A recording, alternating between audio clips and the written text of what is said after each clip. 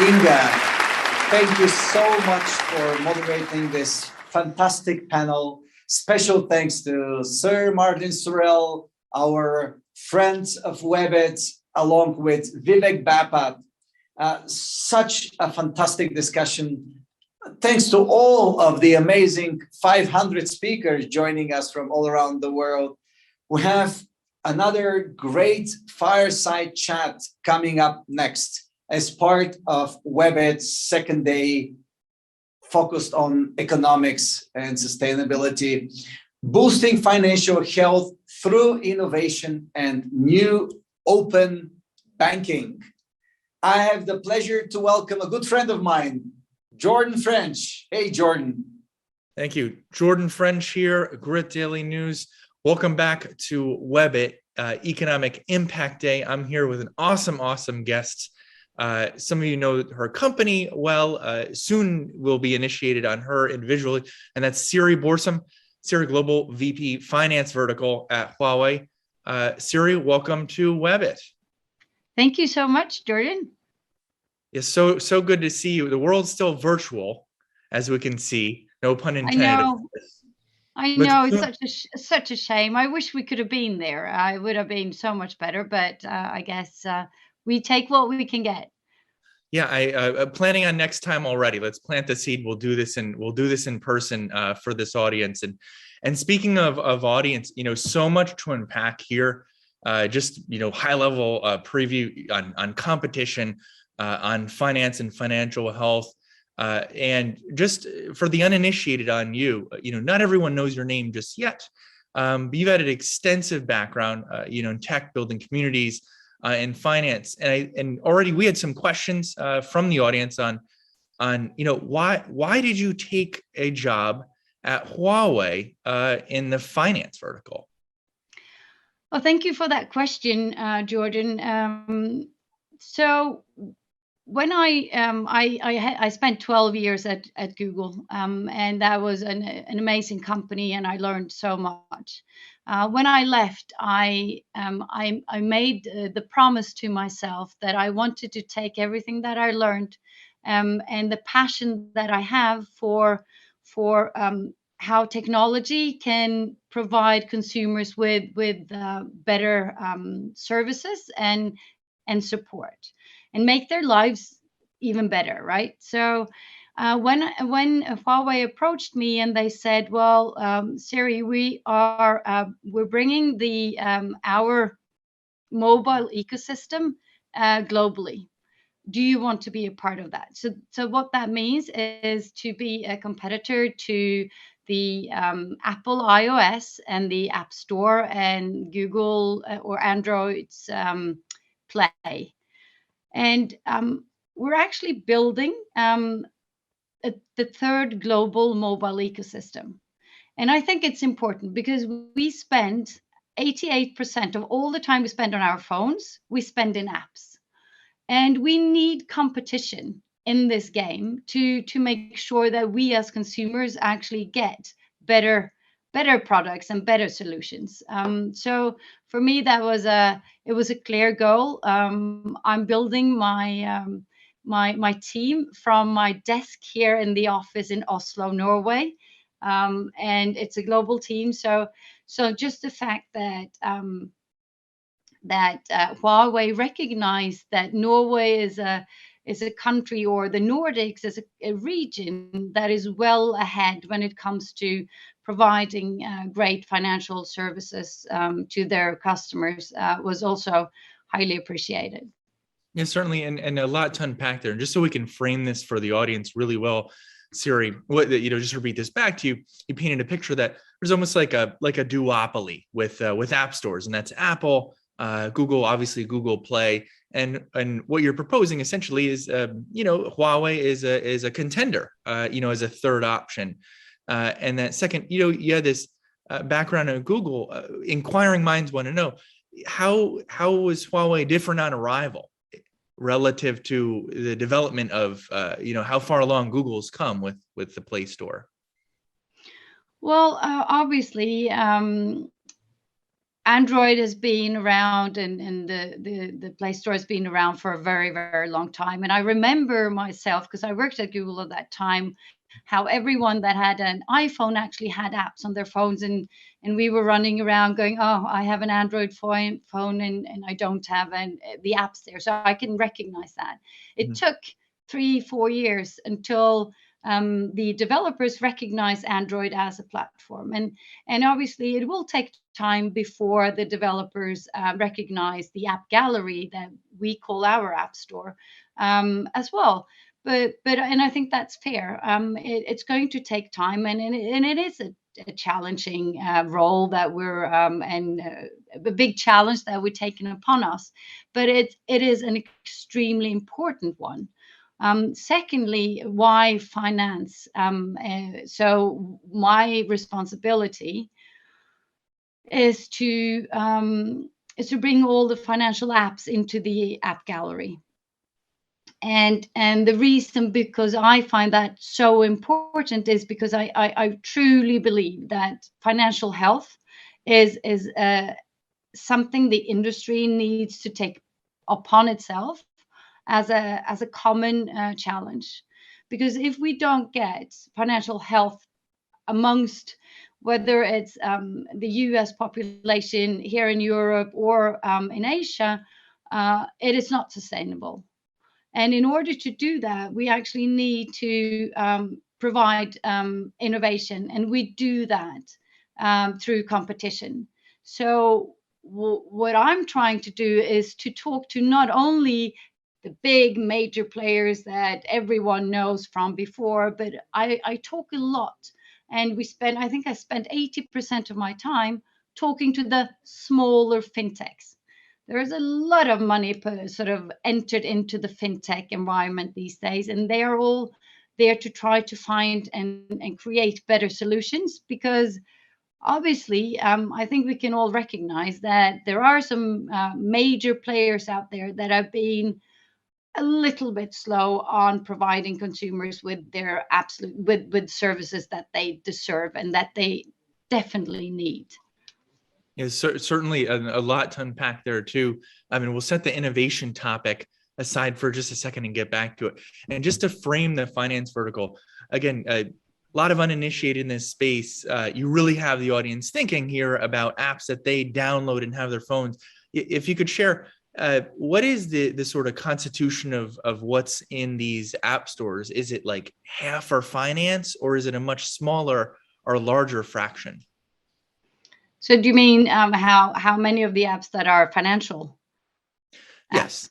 Well, it's kind of interesting, because it's been that number is growing, obviously. So during 2020, we saw an increase in usage of financial service apps with 45%.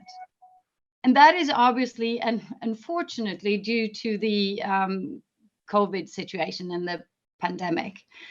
But what I think we've seen is the two things. One is that everyone has had to, or not every, but most of the financial institutions have actually grabbed this as an opportunity, because they've had to improve their digital solutions. And us as consumers have also sort of understood that it's not as difficult, it's not as scary, it is secure. The financial institutions are actually really looking well after the way you do your finances on the phone. So those things have increased, and I think we would just see more and more of it. And there are better and better solutions that are coming our way.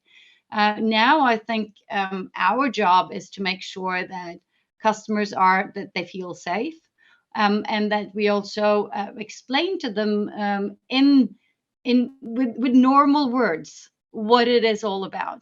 Not use all these tech and finance words that we tend to do in both industries, which is not we need to improve on that. But we need to just make sure we have everyone on board. There is a huge part of any country's population that is not part of digital banking. And we see that we're going in that direction. So we have a big job to do. Yes, certainly do. And just to clarify on that question, it sounds like it's a significant portion of the apps that are on any of these stores, are finance related. People really do go to these app stores, including Huawei's, with intent to download a finance app. Did I get that right?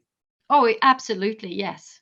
And then, so for you stepping in this role, it sounds like it's more of an opportunity. You're starting closer to the ground up and can perhaps build things in a way that you intend to, and capture more innovative, apps and companies that are offering products. So a natural thing to ask you is, what do you see on the horizon that you think you can add to Huawei's app store that perhaps people don't see on the other platforms, Siri? Yeah, and so that's a very good question. Thank you. So when I said in the beginning we need competition, and I think that it's crucial that we don't end up in a winner takes it all situation when it comes to financial service apps. And that can easily happen with big tech because they have a lot of data about us. They would be able to help us in a very good way. And therefore, I believe that the industry itself needs to take this opportunity and or grab this opportunity by leveraging on technology. So what we are doing now is that we just launched that last week, a partnership with an open banking provider called Neonomics. And so what we're doing is we're providing the open banking API to all the 5 million developers that we have on the app gallery, with the possibility to use that technology. That is one of the things that we do, and we want to give that to everyone so that they can leverage and they can innovate on that technology or with those APIs. Yeah, certainly. And just for context, you shared earlier, 560 million sort of users globally. I think you said something around 89 or 90 million just in the EU. What and so within Huawei's system, what are the types of asks that the consumers have? Perhaps more granular question would be, Siri, to be fair. What are the most popular demands that on the apps that consumers have? For example, payment systems, or are they looking for an advisor? We're also curious. I think we see all of it. I think we see moving forward. So for the future, I think we will see an increase in super apps. We will also see a lot more of what we call embedded finance, or where payments are. How do I say that with simple words? Where payments are added into the product, so it in a way disappears, but it makes it very much user friendly. It can be a solution where you come into an online store and you want to buy a product, and you can be offered insurance, or you can be offered consumer loan or things like that. But at the same time, it will also be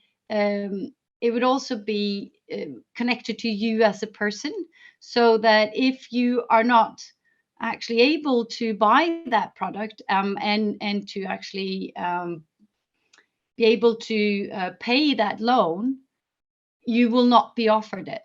So there's a way of actually making sure that that services are being offered to the right people at the right time. So that's one. Another thing would be, let's say you have everyone's talking about high electricity bills in Europe at the moment. With this API, you can actually provide a service where people where the service can go in, see what you pay in your electricity bill, and then tell you whether that is a good deal or a bad deal. And then offer you other solutions like that would improve your financial health. One thing that we've seen that just very simple, how how technology helps us with our finances is in the UK, where just notifications on your when you receive an invoice or a payment in your online banking, and it tells you that if you don't pay it now, you will get extra on it, like there will be an extra fee. That saved the UK population with 7 billion pounds in 2019. That is a huge number. So this is how this technology can actually help us. I think back to your question, because I didn't really answer that. So what are they asking for? They're asking for easy way to improve their finances. They're asking for help to invest. How do they start to invest? How do they start savings? What about, are they having the best housing loans? They want to get help on organizing their daily financial life, and they want everything that has to do with payments, obviously. That is to make that just as easy as possible. And I think Amazon is doing a great job there by and how they are doing, is it grab and go or something like that, where you can go into the store, you just make yourself recognized with an QR code, go in, you put groceries straight into your bag, and then you just leave the store and it's paid for. Right? You could just go, wow, think about all the things that are removed that people hate, like being in a queue and putting it up on the what you call it, where the groceries are, and then pay, and then back into the bags, and then out the door. So just there are so many opportunities to make life easier and life better. And I think, again, financial health is just as important as physical health. Because if you don't have financial health, you don't have a good life.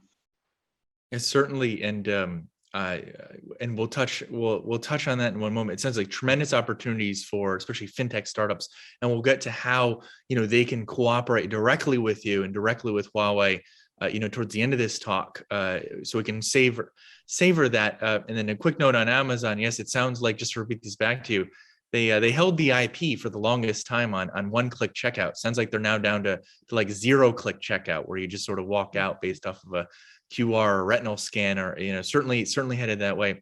It also just speaks to the opportunities that tech companies, especially fintech companies, are just limitless when it comes to helping consumers solve problems. It sounds like Huawei has a bolus of asks and quite an audience to sell into. And then, speaking of that audience, because it is different, and we got a few questions on the topic of cryptocurrency and how people think of money, Siri. And just to frame that even better, in the EU and the US, Canadian dollar, with relatively stable currencies, certainly they'll throw the Swiss franc in there, but that's not always the case globally. And your audience is globally. And so we're so curious to hear more from you on, how do people outside of those financial jurisdictions think about money, where perhaps its value erodes a lot more quickly than the euro dollar does? Siri? Well, I'm not an expert on crypto, so I'm not sure if I actually want to answer that question. What I can say, though, is that what we see is that the downloads on the crypto apps in App Gallery is really trending, and is just growing at quite a speed. So there is no doubt in my mind that the crypto will, in one way or one shape or another, be an important player in this game. But I am not an expert, so I'm just gonna leave it at that. Sure, certainly. And just a quick follow up there, and then we'll get to how people can reach you. Yes, certainly. Like you established earlier, a lot of opportunities for fintechs, and perhaps even those that that relate to sort of like household electricity bills and smart switches. Perhaps there's a lot more integration there between internet, fintech, and the real world. We'll jump right into it, because we're near the end, and if there's not any other takeaway, it's simply there's so many opportunities for financial technology firms to work with you. Sounds like you have an open door to that. How can they work with you directly, Siri and Huawei? Yeah, so we have people on the ground in 170 countries around the world, and we are there. So we're not just partnering; we're actually there to work with you and develop together with you, and make sure that the technology and the app kit that we have available is actually easy for you to implement. So that would just be to reach out to every like find the local office, and then obviously if you have a challenge with that, then you can reach out to me directly, either on LinkedIn or on email. Awesome. And is there a general Huawei URL for those fintechs that are looking to integrate with your app store? Well, we just call it App Gallery, so I think that's where they could start to look. Sure, sounds good. Well, you mentioned your LinkedIn, so it's fair game. It's Siri Børsum, SiriBorsum. Look her up. She's on LinkedIn. Super friendly. Sounds like she'll accept your request and sort of get you right in the right direction. Always happy to help startups that have cool ideas, and sounds like you're more than open to uncovering them as you build out the Huawei App Store ecosystem. Well, it's been wonderful. Thanks for sharing all your knowledge with us, Siri, today at Webit. Thank you so much, Jordan, for this conversation. It was really good. Certainly, and for the team, Webit, there's Plowman's wonderful, Aniela, awesome duo. For those that know him, and this team in the background, I'm sure there's many of them. They'll never get enough praise for what they do for Webit. Again, this is Jordan French, Grit Daily. Until next time, and hopefully, like we established earlier, Siri will do it in person.